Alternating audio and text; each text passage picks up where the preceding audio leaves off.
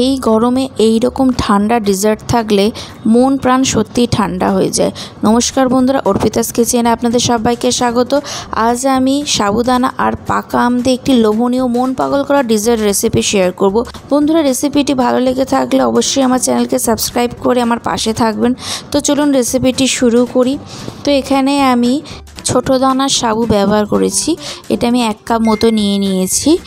এটা আমি ভালোভাবে জল দিয়ে ধুয়ে পরিষ্কার করে রাখবো। জল দিয়ে ধোয়ার সময় বেশি সাবুদানাগুলোকে চটকানো যাবে না, এখানে হালকা হাতে ধুয়ে নিতে হবে।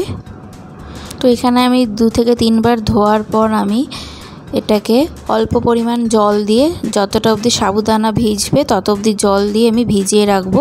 এটাকে আমি 1 ঘন্টার জন্য ভিজিয়ে রেখে দেবো। দেখুন 1 ঘন্টা পরে সাবুদানাগুলো সব জল টেনে নিয়েছে, কেমন ঝরঝরে হয়ে গেছে, কিন্তু ভেতর থেকে সবই সফট হয়ে গেছে। তো এখানে কড়াইয়ে আমি 2 কাপ দুধ অ্যাড করে দিলাম। বন্ধুরা, রেসিপিটা পুরোটা দেখবেন, আশা করছি আপনাদের ভালো লাগবে। খুব কম সময় কোনো কিছু ডেজার্ট বানাতে ইচ্ছা করলে এই ডেজার্ট রেসিপিটা আপনারা বানিয়ে দেখতে পারেন। তো দেখুন আমি 2 কাপ দুধ অ্যাড করে দিয়েছি। এখন দুধটাকে ভালোভাবে আমি জাল দিয়ে নেব। দুধটাকে আমি ভালোভাবে 8 মিনিট মতো জাল দিয়ে নেব। তো দুধে ফুট শুরু করলে আমি সাবুদানাগুলো একটাই হাতা দিয়ে অল্প অল্প করে দেবো, একসাথে সব ঢেলে দেবো না। এখানে একসাথে ঢাললে এখানে সব সাবুদানার ডলা পাকিয়ে যাবে। তো ঠিক এইভাবে আমাকে সাবুদানাগুলো অ্যাড করে দিচ্ছি। আর তারপর আমি স্প্যাচুলা দিয়ে ভালোভাবে সব কটাকে নাড়িয়ে নেব। মানে হালকা হাতে সাবুদানাগুলোকে নাড়াতে হবে। দেখুন ফুটতে ফুটতে এখানে সাবুদানাগুলো উপরে চলে আসবে আস্তে আস্তে। এখন আমি কেটে রাখা পেস্তা আর কেটে রাখা বাদাম অ্যাড করে দিলাম, আর সাথে 1/2 কাপ চিনি অ্যাড করে দিলাম। এখানে চিনিটা আমি প্রথমে বেশি অ্যাড করব না, তো যেহেতু এটা আমি আম দিয়ে বানাবো, এইখানে আমের মিষ্টত্ব বুঝে চিনি অ্যাড করতে হবে। তো দেখুন আমি সব কিছু ভালোভাবে মিশিয়ে দিলাম। উপর থেকে কিছু কেশরও দিয়ে দিলাম। কেশরটা অপশনাল, তবে কেশর অ্যাড করলে এখানে ফ্লেভারটা আরও ভালো হবে। এখানে সাবুদানা আমি আগে থেকে ভিজিয়ে রেখেছিলাম, এই জন্য এখানে 3 থেকে 4 মিনিটের মধ্যে সাবুদানা সেদ্ধ হয়ে যাবে। এখানে সাবুদানা সেদ্ধ হয়ে এসছে, সব উপরে ভেসে উঠেছে। তো এখন আমি একটা বাটিতে 1 চামচ মতো কাস্টার্ড পাউডার নিয়েছি। তাতে আমি কিছুটা দুধ দিয়ে গুলে নেবো ভালোভাবে। দেখুন দুধে কাস্টার্ড পাউডারটা ভালোভাবে মিশিয়ে নেব। এই অবস্থায় আমি কাস্টার্ড পাউডারটা ইউজ করব। কাস্টার্ড মিশ্রণটা এখন আমি ঢেলে দেবো। যখন দেখব সাবুদানাগুলো উপরের দিকে উঠে এসছে সব, আর সাবুদানাগুলো ট্রান্সপারেন্ট হয়ে গেছে, তখন আমি এই কাস্টার্ড পাউডার ইউজ করব। এখানে আমি সামান্য পরিমাণ এলাচের গুঁড়ো অ্যাড করে দিয়েছি। ওভেন থেকে নামিয়ে আমি একটা মিক্সিং বোলে ঢেলে নিলাম। এটাকে আমি ঠান্ডা হতে দেবো।